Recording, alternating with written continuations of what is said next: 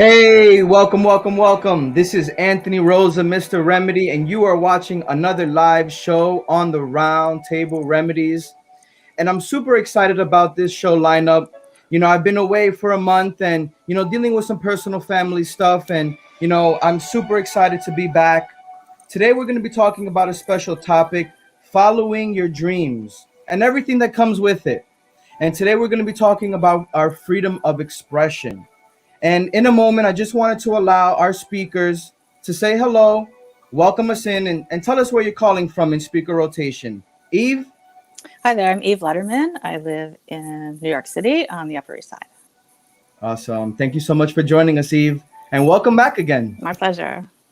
Next up, we have Yaron. Welcome, welcome. Hey, what's up, Anthony? Thanks for having me on the show. So Yaron URBAS, and I'm over in Brooklyn, New York. Awesome. Welcome, Yaron. And closing us in tonight, we have Joe MENINO. What's up, Joe? Hey, Anthony. How you doing? I am calling in from the great state of New Jersey, Union City. Awesome. Hudson County in the house. Yep. All year long, we've been talking about different topics. And, in January, we led off with taking the challenge. In February, we were leading off with making the adjustments. And, in March, we were really talking about what we're doing with those adjustments. Leading up now, fast forwarding it past April, we wanted to really talk about our dreams. Are you following your dreams? I was growing up and, I wanted to be an Egyptologist. I loved all about history in Egypt. And life happened and school happened. And people just told me I would never be able to be an archaeologist or an Egyptologist. How many of you had dreams and goals and, just so many people would tell you, no, it's not possible. And I think that obviously I didn't become an Egyptologist. So maybe a lot of that input just pushed me away towards my dream. But at the end of the day, it's very important that if you have a dream, stick to it. There's always going to be adversity. And today we're going to be talking to some amazing people that are following their dream, pushing through the adversity. So leading up first, I wanted to introduce Eve LEDERMAN. Eve is a playwright and a monologist. She has a dream and a passion, and she showcases her art. And I love the fact on our first show of what we were talking about, and we were talking about like embarrassing moments and being super vulnerable, on the show. And, Eve, what you do with your creative art, I think is fascinating. And so I just wanted to kind of bring you up and, talk a little bit about how you've been since you've been on the show the last time and what's new, of course. And then obviously, are you living the dream? Thank you. Thank you for having me back. So yeah, actually, this is a really inspiring topic, and I had a whole barrage of thoughts on finding your dream, how you know it's your dream, obstacles to your dream. So I'm going to run with that. So, I actually didn't set out to be a playwright. I sort of stumbled into it sideways. I started doing it, and then in the process of doing it, actually I realized that it's a dream. When I first came to New York, I wanted to work in advertising and be a copywriter. I thought that's my dream. And then when I was actually doing it, I realized I hated it. So I think it's possible to kind of like back up into a dream and not really realize it first thing. It can be kind of a mercurial thing that you sort of stumble into sideways.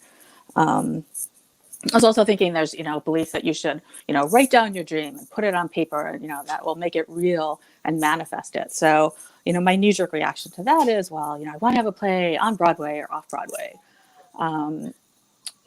But this roundtable really made me think about that in a deeper way because, that I don't have a lot of control over that. There are a lot of moving pieces that are needed to make that happen. So, what is the actual tangible dream for me? And I realized that it's really to be able to express myself, to do it honestly, to share it with people, to have an impact on them, and to do so in such a way that it's like really a punch to the gut to them, and they think about it the next day.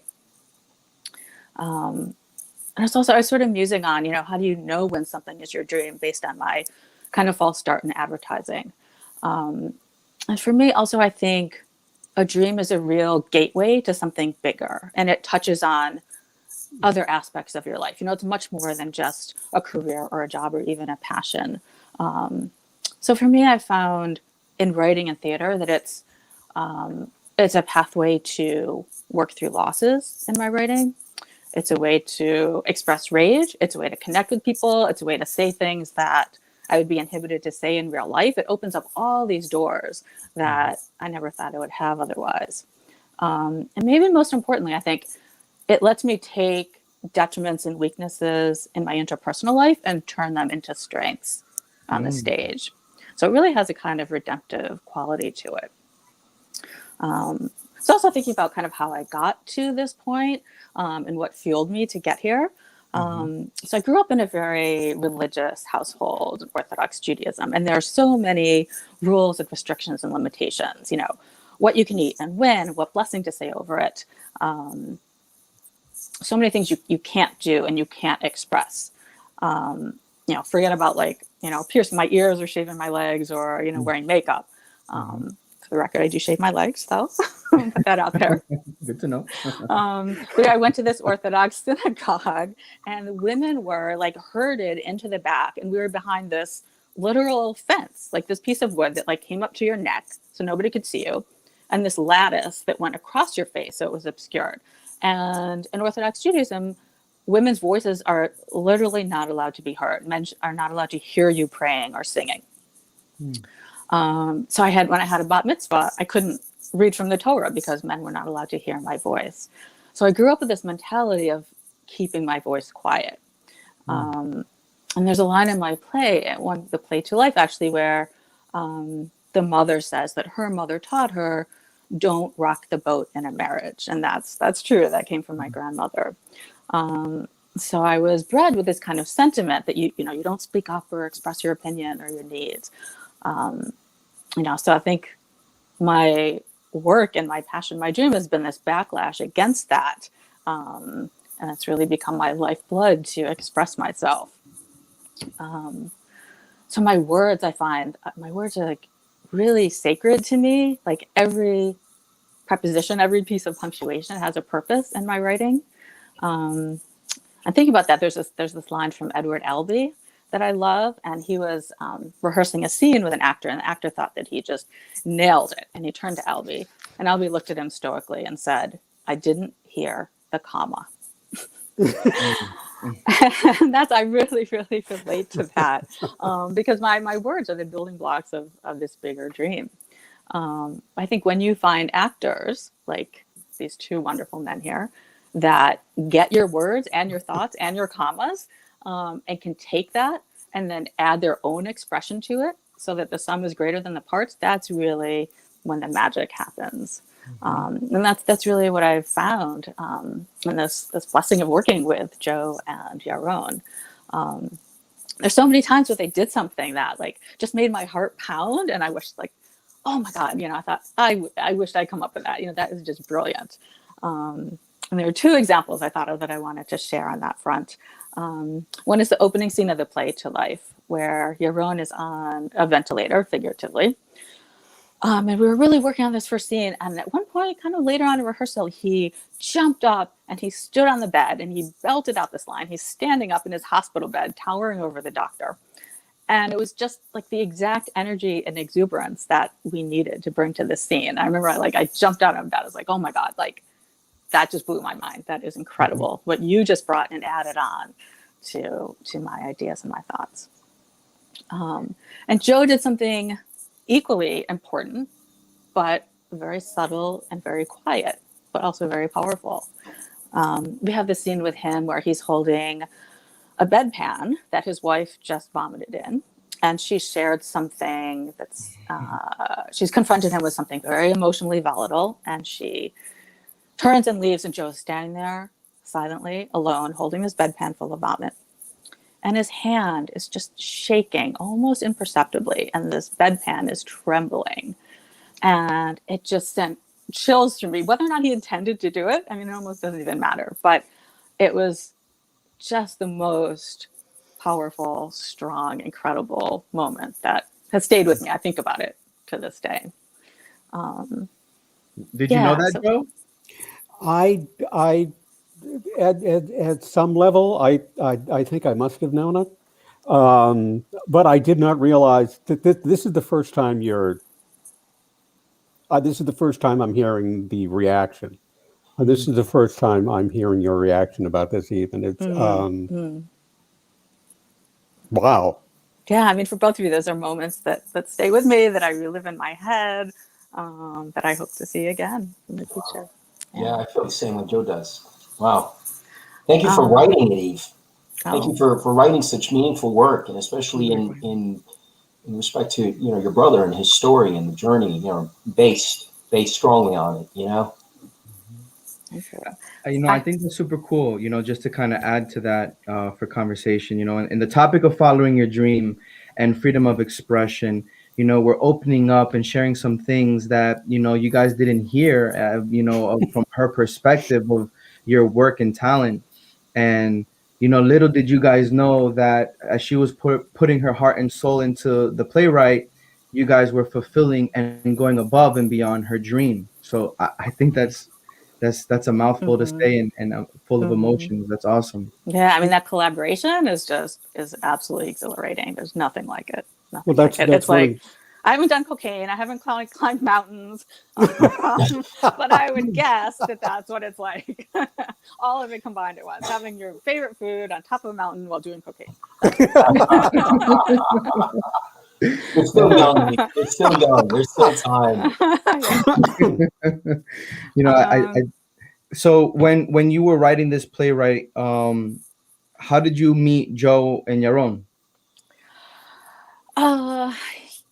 Yeah, we had auditions. Joe came through actually a friend of mine who had seen him at a theater in the East Village, and he called up. He knows the artistic directors there, and got in touch. We're having trouble finding a father. We kept losing people to films and to illness and other things. So yeah, he was a referral from a theater lover that I know, and Yaron actually knows Frank Hello directly, so he brought him in. I did have to audition, though, for the record, right? What? For the record, so everyone knows I did have to audition. Oh yes. Oh, so the inside connect, you know.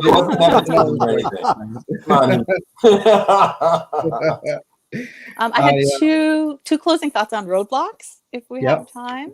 Okay. Yeah, sure. Yeah, so I was thinking about, you know, getting back to theater in the age of COVID now and what that will be like and what the challenges are.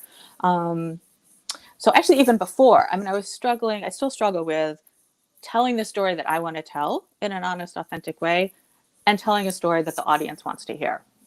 And I think now as people get back to theater, they're going to want, you know, lightness and levity and laughter and hope and inspiration. And, you know, this play especially is kind of like you die and you die and you die, and then you go home. So I'm trying to like bring a little bit more levity to it, to still stay true to the story I want to tell, but kind of skew it a little bit towards something more hopeful, something that's a little more uplifting.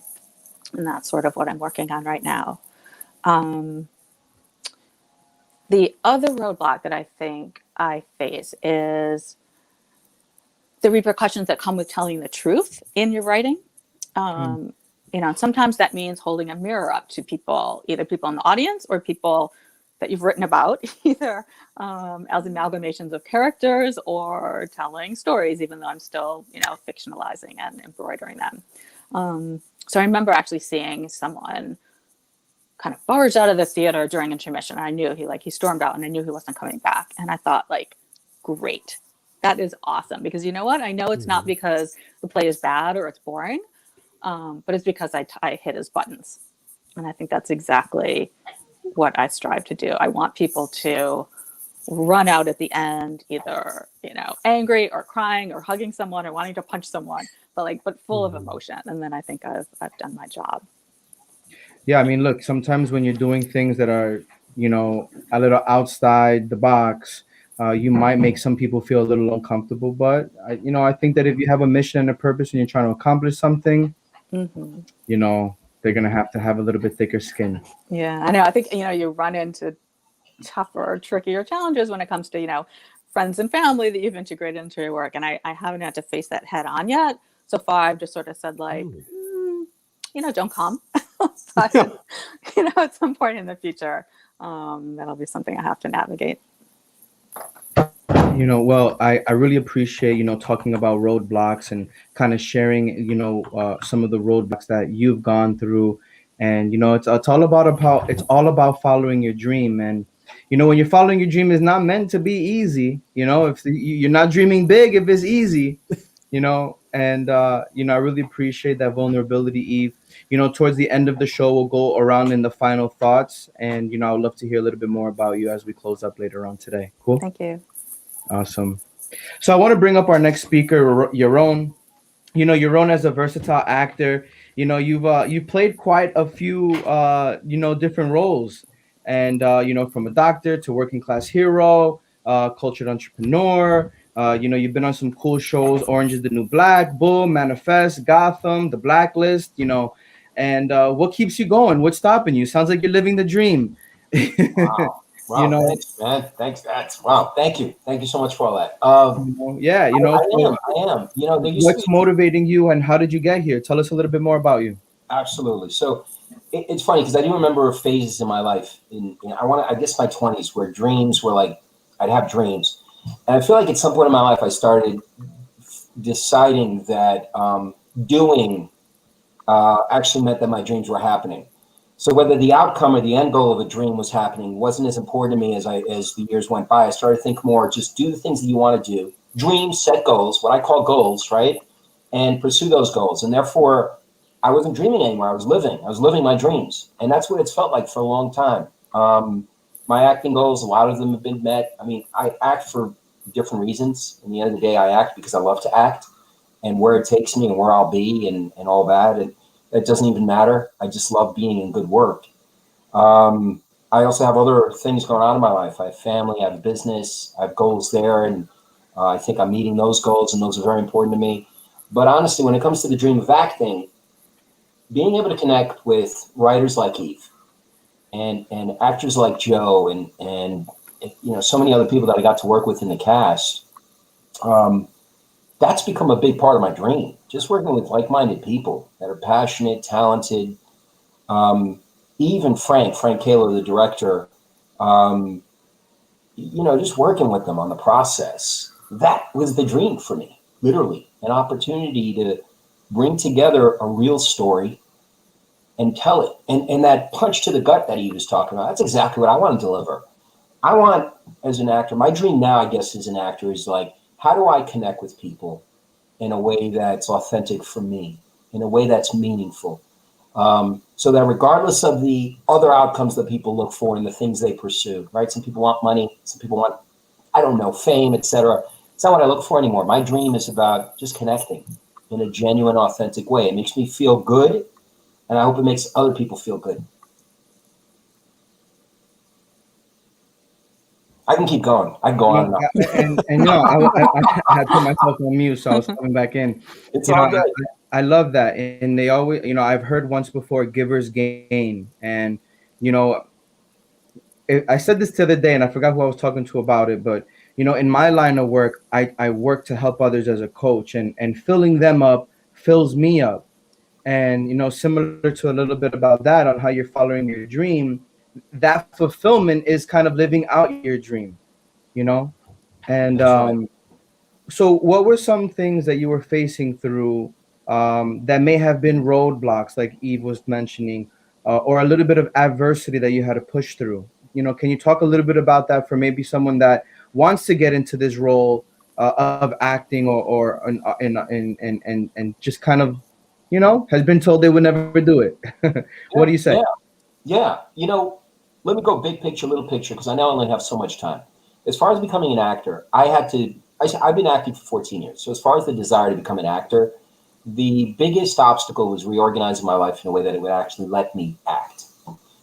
So that was a thing. I won't get into the details, but I think every actor can relate to that. The idea of staying somehow employed, somehow paying the bills, right? That's important. Now, the other part of the overall journey is learning how to act, learning how to feel, learning how to represent emotions. These things take time. You can go to training and go to school. I didn't go to school. I went to workshops and read a lot of books and just did it. That's another huge obstacle because I had to release emotions, you know, like in this play in particular. If I talk about the specifics now of Eve's amazing work, right, in To Life, man, I play a guy who's dying, and most of my role was in a bed, quiet most of the time. And yet, and at first, that's not really a dream for an actor, if I'm going to be really honest. You know, actors want to open their mouths, right, Joe? We don't want to shut up. We want to talk as much as we possibly can and move, right? Absolutely. Right? Absolutely. Yeah. And Frank, the director, is a really good salesman. You know, I know he's watching this right now. And he was like, dude, you're going to love this role. And I'm like, really? He's like, yes, you're one of the big parts. I'm like, really? I read the script. I looked at how many lines I got, and I was like, Frank? But in the end, let me tell you what really happened. I learned that there's a lot going on in the quiet. I learned that this character is there even when he's not saying anything. And he's connecting with the family. And he kind of, in some ways, many ways, was the glue. And there were so many subtleties that I had to learn as an actor in this piece. I had to bring emotion to every moment that where I was connecting with my sister, with my father, with my mother, you know, as the character. And that was hard, man. I mean, you had to bring the emotion, and I had to do it over and over. I do a lot of TV stuff. So for people who don't know, TV stuff, I have an editor that cuts stuff and makes me look better than I did. In theater, it doesn't work that way, right? Joe knows what I'm talking about. He knows what I'm talking about. It's like, in theater, you got to bring the emotion right then and there because there's real people watching you. And if you suck, it kills the whole scene. Now, I don't know if I did it every time, but I really just tried to stay focused on being in the moment in every scene, being where I needed to be with the family that I had in that moment. And that meant immense emotion. I mean, I'm dying, and I know that. I know it's coming. So it meant crying, but not crying too much, not feeling like you need to cry because you know, it looks good, right? There was a lot of that. Frank was very honest with me about moments like that, and I appreciated that. It also meant I realized that I could feel things inside that would connect with the audience and my partners.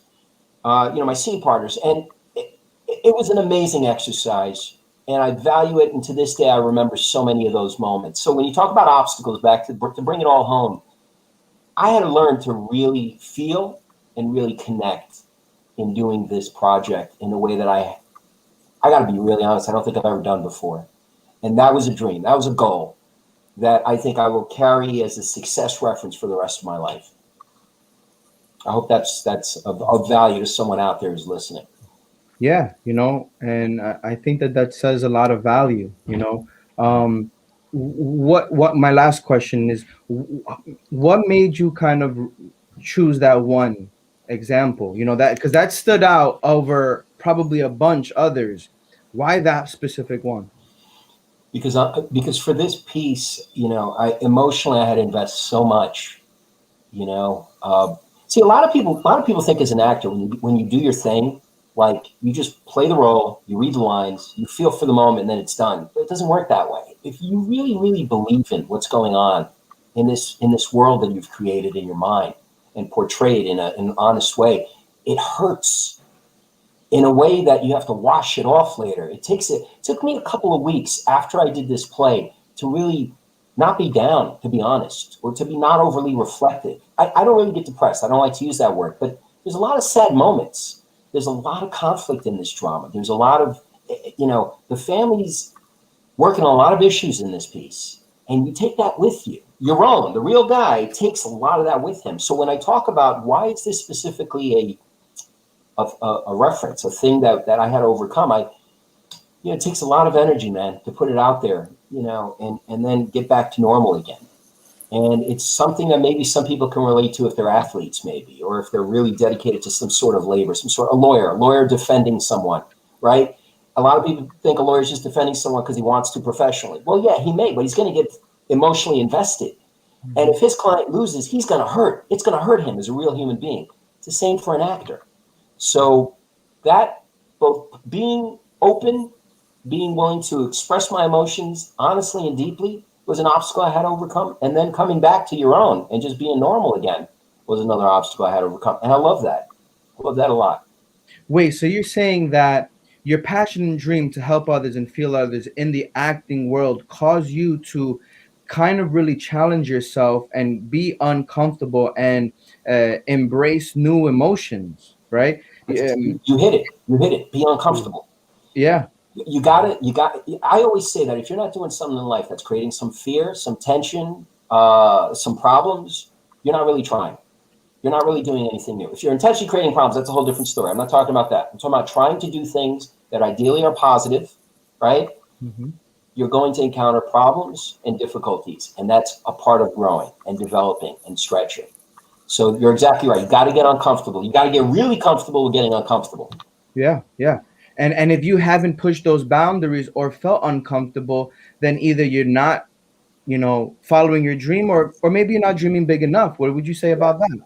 Right now I'm reading a book. If it's okay if I reference it, it's a bestseller. It's out. It's not a big deal. It's not like we're doing them. It's called 10 Times. It's by Grant Cardone, and it talks about that any goals you pursue should be 10 times whatever it is you want it to be. So if you want to be, if you want to be a good working actor, instead of being a working actor, you should want to be a famous actor. Because if you don't become a famous actor, you're still going to be probably a very hardworking actor. Or if you want to be a millionaire, you should try to, I don't want to make everything about money, but like, you should be 100 millionaire, if you will. You have to stretch. You have to push further out than your goal. It's like, think of it as like if you shoot for the moon, right? At least you get beyond Earth. It's that kind of thing. Yeah, that's the idea. I love that book recommendation. That's providing wisdom. The show Roundtable Remedies was really created to inspire, connect, and educate people through real people, real stories, and these takeaways that we're talking about, guys. If you're watching on the live or on the replay, these takeaways are the remedies, and I love that. Put everything into it, give it your emotion. Feel the moment, be open, and be uncomfortable. And if you're not, uncomfortable, you might not be growing. So I love that ad, Yaron. I really do. Thank you, sir. And towards the end of the show, we'll have a final thought segment, and we'll get a little bit more of your final thoughts on the topic. Okay. Awesome. Anchoring us in tonight, we have Joe. Joe, when you and I connected, I felt like I was talking to a long lost friend. We kind of just like jumped right into the conversation of COVID and getting everybody back together, and it was really nice and to learn that you've always been in that teacher mode, and your dream of teaching and getting involved in the community and giving back, it led you down a path, and then you switched paths. I don't want to take too much of your thunder of the conversation, so I'll let you pull that in if you'd like to share that with us. But it's a pleasure to have you on, and so in the topic of following your dreams, tell us a little bit more about yourself and obviously the topic of following your dream. Yeah, I remember that conversation we had. Yeah, the path I had at the beginning, compared with where I'm at now, was a little different. I get as far as being about 2 years away from ordination as a Catholic priest, and a lot. Well, not a lot, but one of the influences that got me off of that road was theater. I was studying for the Holy Cross Fathers out at Notre Dame. Go Notre Dame. And one of the things that moved me away from it, only slightly, because I don't want to call out this particular priest, was we were talking about what communities we wanted to serve once we got into the priesthood officially.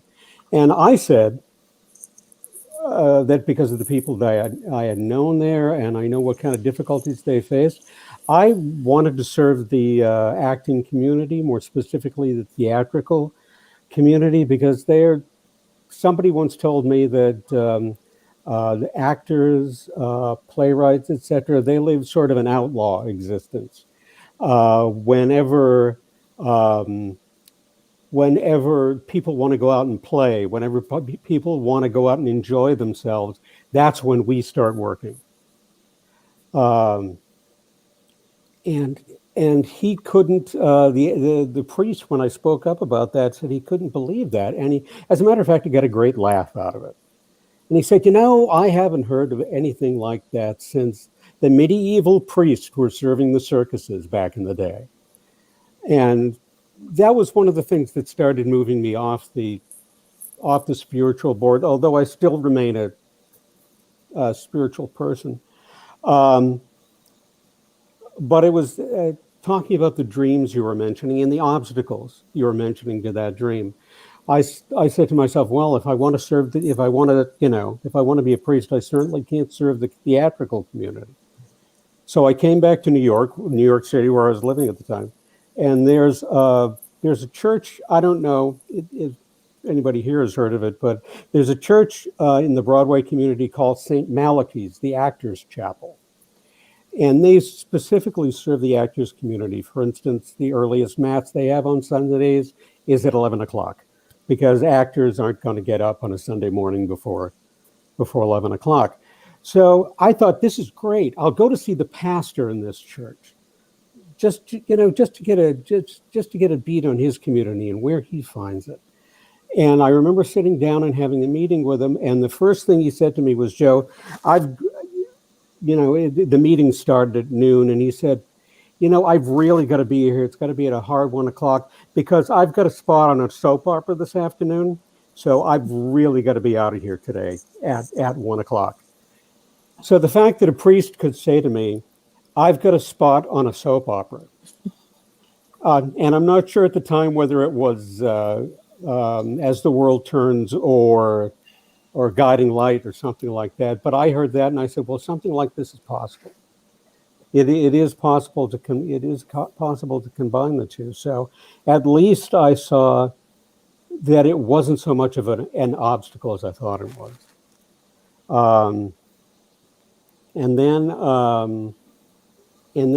me jump real quick. I want to jump in. So when that happened, did that kind of, like, what your dream and goal of what you were trying to pursue change at all? Like the perspective changed?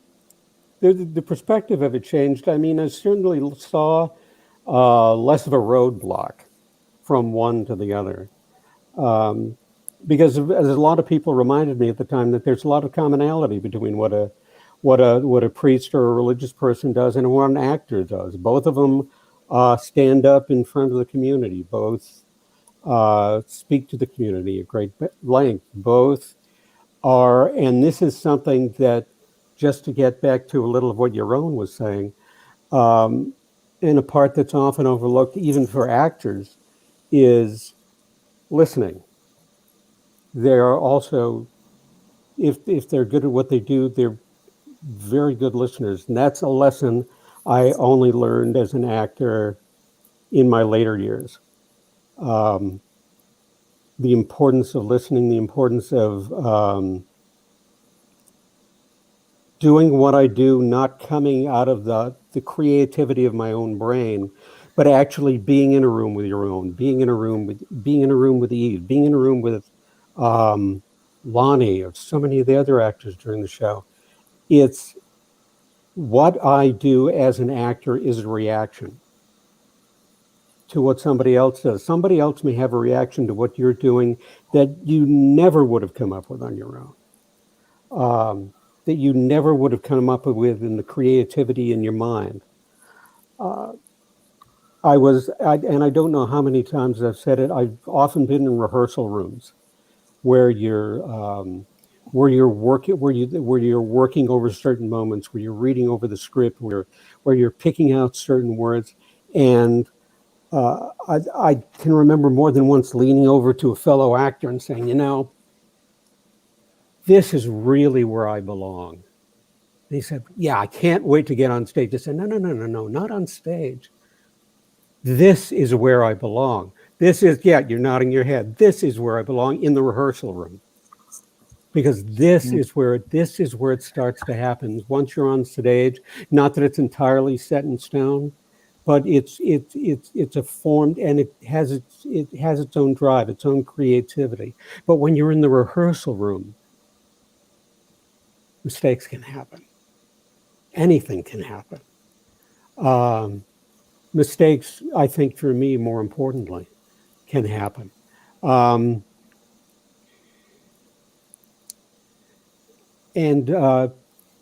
that's one of the things. And that's one of the things I know we spoke about when we're speaking the other day, we were talking about dreams changing, and that's one of the things I realized about you. You start realizing, you start, what's the word I'm looking for?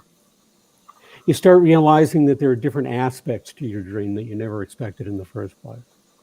And that's one of them. That's one of them that came up for me. I mean, there are a lot of them. I didn't even when I was dreaming about being an actor, I dreamed about being Brad Pitt or Spencer Tracy, or a millionaire actor living in Hollywood, and working with all these other great actors and being in films and doing the press junkets and all those wonderful things. But I realized that in my dream of an actor, I didn't realize that in the end, and maybe not in the end, but this is my dream as an actor involved getting married. I never foresaw that. I never, all due respect to Kathy, that was never a part of my original dream. That was never a part of my original dream as an actor. It was always, out there on the road, and until I got to a point where I realized I am living the dream. I am living my dream. I'm, as far as COVID can carry me right now, a working actor. I get to work with more lately, and I'm thankful for that, is working with new playwrights. And I don't believe Eve's a new playwright in that sense, but working with playwrights I've never met before, I've never seen before, and joining in again with the community of actors. Like I'm getting to a point in my life where I think I've met you before, but honest to goodness, the community of actors is so big and yet so small. You tend to keep running into the same people over and over again, but maybe it's just that I met someone like you before. I don't know. But I just think I want to say that about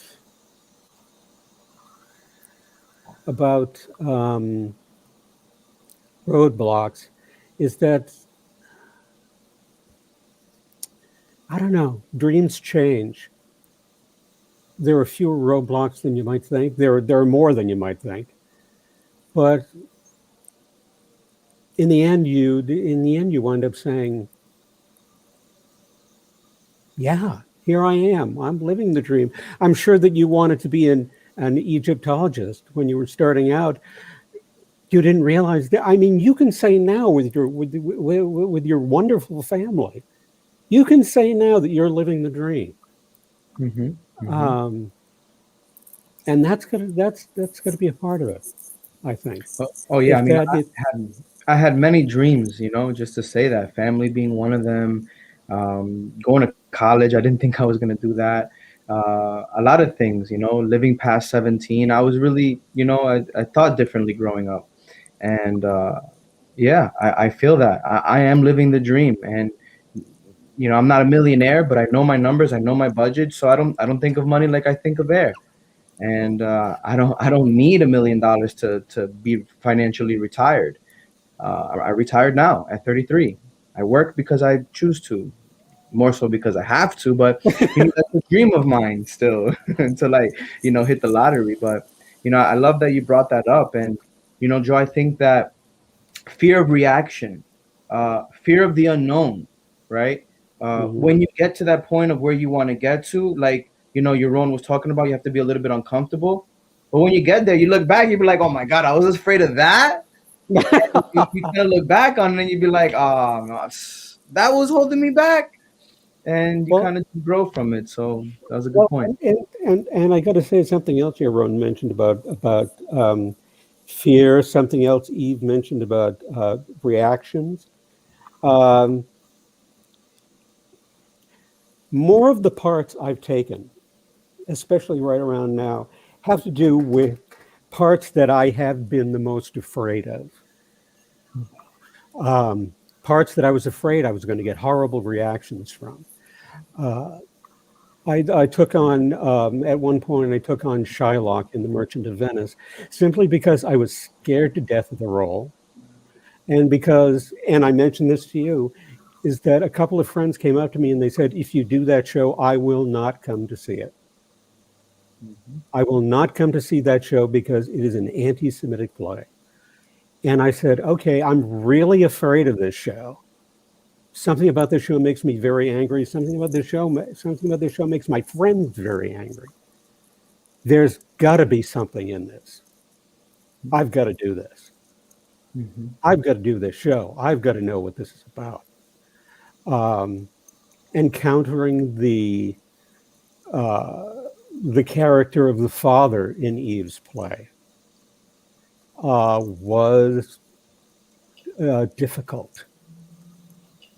It was a very difficult world the man lives in. And this show is going to come up again, so I don't want to, put out any spoilers, but no spoilers. it's a very difficult and just awful world this man lives in. And that's one of the reasons I took it. People that would normally drive you away, people that you want to reach out to. But lately for me, it's been the roles I want to do, the things I want to do, have come more often out of fear and anger than anything else. I mean, some of the other work I do is standardized patient work with Wilde Cornell, and that's where you go in and you portray a certain either psychiatric case. It's teaching for medical students. You portray a certain case, you portray a certain illness, and they have to diagnose you. So there's that. I mean, it's a world I've always, it's a kind of a world I've always kept around me in that sense. You know, I think that when we're talking about following your dream and freedom of expression, we're expressing a lot of things here that, is definitely going to be very helpful for those that are watching. And we're coming to the part of the show where we're going into our final thought segment. And, before we go into that, I just want to say thank you, Joe, for sharing, that part with us. And, sometimes you have to do things and not listen to the crowd because they're telling you not to do it. You have to see for yourself. And it takes bravery and courageous. And I think that's pretty awesome. And so right now we're going to go back into the top of the lineup and we're rounding third base on the show. And it feels like it kind of happened so fast. But right now we're going to be talking about the final thoughts. And in the final thoughts are some of our final remedies. So Eve, what will be your final remedies or final thoughts for those that are watching? I would say to embrace the obstacles and that sometimes you achieve something not necessarily in spite of an obstacle, but sometimes because of an obstacle. So I was thinking about this woman I know who's a photographer and she has MS and she's gotten to the point where she can only move one finger and she uses that finger to hit the shutter on her camera and she keeps going. So I think until you take your last breath, you just keep using that finger, whether you're hitting the shutter or hitting the keyboard, that you just keep pushing through. Just keep pushing through. Thank you. Yaron? Yeah, I would double that. I'll add this. What I do when I think about a big dream or a big goal is, and whether I should do it, and especially if fear is a thing. So I think fear comes from not knowing. I tell this to my kids, and I tell this to myself all the time. Whatever it is you're afraid of, is because you don't know something. So learn as much as you can about that something. You can never know everything about anything. Just go as far as you can. So that's one thing I do to pursue dreams. The other thing I'd say is, and I love using this analogy all the time, there are times, where people have to go to war, literally war. I mean, real soldiers going to battle, in battlefields to die for something that hopefully they believe in. Most of the things that we pursue in life, unless you're a military person, God bless them, okay? Most of the time, whatever you're pursuing doesn't mean the outcome's death. So if that doesn't reassure you, I don't know what else does. That's it. In other words, do it. Don't think so much about it. Mm-hmm. If it doesn't kill you, do it. That's right. That's right. And I love that. If you're afraid of it, learn about it. I wish I could do that with spiders, though. Spiders are bad. Have you guys seen the movie Arachnophobia? How are you be an archaeologist to be afraid of spiders, man? Come on, no. Egyptologists, I'm digging for mummies and tombs and sand.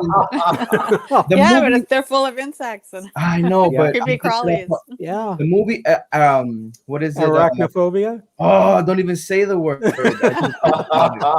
And even learning more about spiders still terrified me. So I'm still kind of getting over that fear. But that, I just thought a little light humor would be nice. But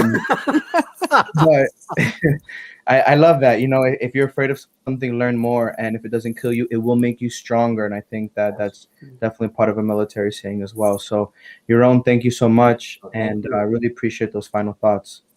Anchoring us in, Joe, what are some of your final remedies for tonight? I got to echo and re-echo, because the most valuable lessons in my life have come from facing the fear. The most valuable acting lessons I've learned about listening, about being afraid, about being incredibly and viscerally angry about something, is to face it, is to face the fear. What's making me angry? What am I afraid of? And the value one way or another of listening. Absolutely. And knowing that listening is not in fact a sign of weakness. It's like one thing you can do. It's the one finger you can move all the time. You can always listen, and that's where another part of my value in my life has come from. But yeah, I love that. Keep pushing through. If you're afraid, learn more. Be uncomfortable. Face the fear. Listen. And this was just such a powerful show. I want to give a quick shout out to Francesca Callo. It's her birthday today, so happy birthday. Yes! Happy birthday. But right now, we have the quote of the show. Excellent. To live is the rarest thing in the world. Most people just exist. This is Anthony. You are watching on the Roundtable Remedies. Go in grace, go in peace. We'll see you soon. Bye for now. Thank you. Bye, everybody. Be well. Bye.